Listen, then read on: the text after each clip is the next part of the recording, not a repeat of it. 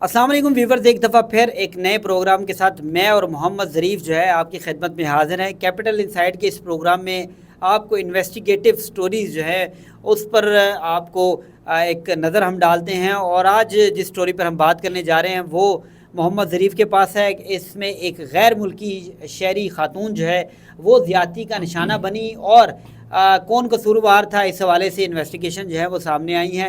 ज़रीफ़ इस हवाले से बताएंगे कि इसमें मुलज़िम कौन था, कैसे गिरफ़्तार किया गया और पुलिस इस वक्त तक उस मुकदमे में क्या मुलज़िम को सज़ा दिलवा सकी है या नहीं। ज़रीफ़, सबसे पहले ये बताइएगा ये वाक़या क्या है और किस मुल्क की खातून थी जिसके साथ ये अफसोसनाक वाक़या पेश आया, और जो मुलज़िम था वो कहाँ का था। राना उस्मान, बहुत शुक्रिया। ये जो मुलज़िम था, ये मुलज़िम सिक्योरिटी गार्ड था। और जो स्टोरी है वो इस तरह है कि ये शख्स रावलपिंडी के इलाके चक्री रोड का रिहायशी था और ये जो है वो गैर मुल्की ख़वातीन के साथ जो है वो ज़्यादती के वाक़यात में ये मुलविस था और ये आदी मुलज़िम था। वाक़या इस तरह हुआ कि थाना अपारा को जो है वो एक अक़वाम मुत्तहिदा का एक इदारा है, जो बच्चों के इमरजेंसी फ़ंड का इदारा है। वो खातून स्वीडिश खातून थी।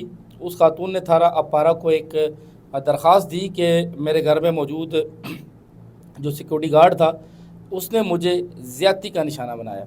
तो उसके बाद थाना अपारा पुलिस ने इस वाक़े की जो है वो तहकीकात शुरू कर दी, छापे मारना शुरू कर दी, क्योंकि एक गैर मुल्की खातून के साथ जब इस तरह का वाक़या हो जाए तो फिर ज़ाहिर है ये एक बहुत बड़ा वाक़या होता है। और इस वाक़े को इंडियन मीडिया ने भी बहुत रिपोर्ट किया, जिससे पाकिस्तान की खासी जो है वो पेशती हुई। और इस जो मुलज़िम था इसके बारे में मैं आपको बताता चलूँ कि ये मुलज़िम जो है वो इसने था तो इतना ज़्यादा पढ़ा लिखा नहीं था, लेकिन ज़हीन था और ये इंग्लिश बोलना सीख जाता था। और उसके बाद ये कोशिश करके अपनी ड्यूटी ऐसी जगहों पर लगवाता था जहाँ पर ख़वातीन होती थी, चाहे कोई अगर वो डिप्लोमेट्स जो है मुख्तलिफ जो रहते हैं आगे पीछे इस्लामाबाद में, कहीं उनके घरों में ड्यूटी लगवा ली, या कहीं कोई गैर मुल्की कोई खातून कहीं पे रहती है, मियाँ बीवी रहते हैं, तो ये उनके घरों में ड्यूटी लगवा लेता था। जब यहाँ पर थाना अपारा ने इस वाक़े के लिए तहकीकात शुरू की तो पता ही चला ये मुलज़िम जो है वो इंग्लिश बोलना भी सीख गया था। और इंग्लिश बोलने के साथ साथ ये लोगों के साथ इसकी आदत थी कि ये फ्रैंक होने की कोशिश करता था। फ्रैंक होने के बाद जो है अगर इसके पास कोई चीज़ होती, गिफ्ट होती, तो ये गुड जेस्चर के तौर पर वो चीज़ भी दे देता था। और जैसे ही इसको मौका मिलता, ये किसी भी खातून को गिला पाता, तो उसके साथ ये ज़्यादती या इस तरह का जो फ़ैल था वो अपना कर देता। और उसके बाद ये शख्स ये देखता रहता कि आया वो जो खातून है उसकी जानिब से किस किस्म का रद्द अमल है।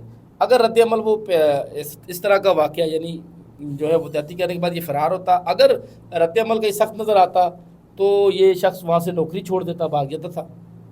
और अगर रद्द अमल सख्त ना होता तो ये उस जगह पे काम करता रहता। अच्छा, इस मुलज़िम की जो गिरफ़्तारी थी वो भी एक बहुत बड़ा टास्क था, क्योंकि मुलज़िम इस वाक़े के फ़ौरी बाद गिरफ़्तार हो गया। उससे पता चल गया कि खातून ने थाना अपारा में इस वाक़े से मुतल्लिक जो है वो दरख्वास्त दे दी।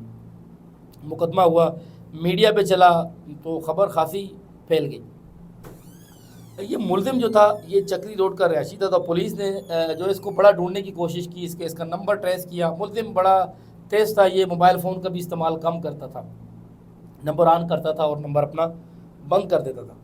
तो इस वाक़े के बाद पुलिस ने काफ़ी अरसा को तलाश किया, काफ़ी दिन गुजर गए, लेकिन यह ना मिला। तो फिर उसके बाद इसके घर के करीब चक्री रोड पर वाक़या इस मुलज़िम का घर था, जहाँ पर इसके घर के करीब जो है वो रेकी की गई। तो एक दिन मुखबर ने इतला दी कि ये रात के वक्त अपने घर पर आया है, और घर पर ये आया है और उसके फ़ौरी बाद शायद उसने कपड़े बदलने के लिए या खाना खाने के लिए घर में आया और उसके फ़ौरी बाद रवाना हो गया। उसके बाद पुलिस ने दोबारा वहाँ पर उसके घर के करीब अपनी तहकीकाती जो टीमें हैं, जो तफ्तीशी है, जो गिरफ़्तारी करने के लिए जो लोग होते हैं, उन तमाम की मदद से अपनी टीमें डिप्लॉयड की।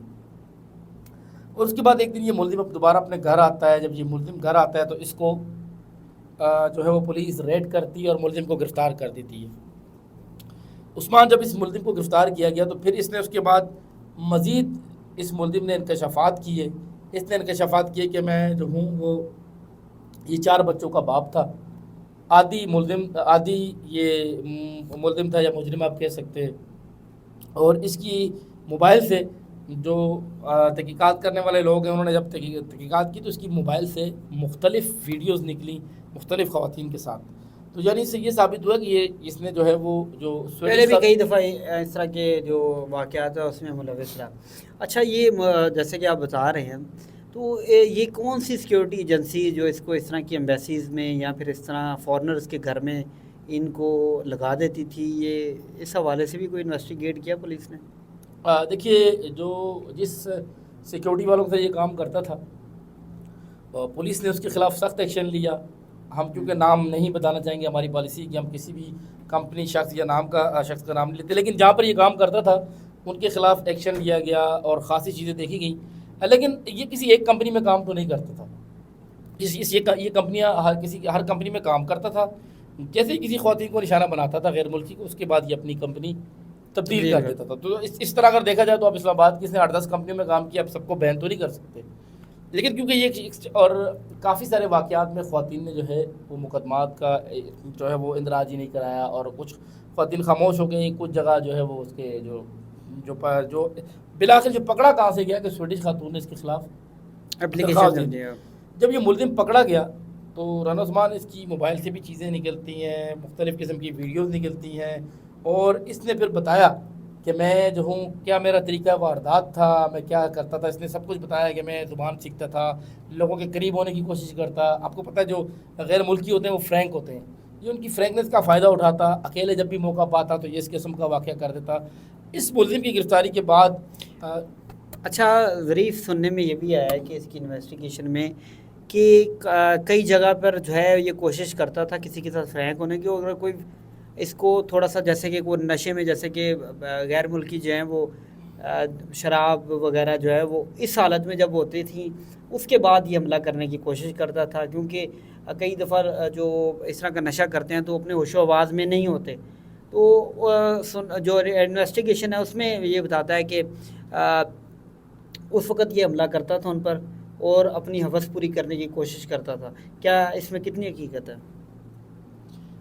رانا جو اب تک جو تحقیقات سامنے ہیں اس کے مطابق تو بات یہ آئی ہے کہ یہ جو ہے مختلف ہیلے بہانوں سے اس قسم کی وارداتیں کرتا تھا، کافی وارداتوں میں یہ ملوث تھا. اور جو ہے وہ فرینک، کیونکہ آپ کو پتہ ہے غیر ملکی جو ہیں وہ ان میں شراب یا اس طرح کی چیزیں تو ممانعت نہیں ہوتی تھی، لیکن ایک سیکورٹی گارڈ کو بہت کم یہ ہوتا ہے کہ وہ ان کے ساتھ کسی پارٹی میں تو دیگر لوگ بھی ہوتے ہیں.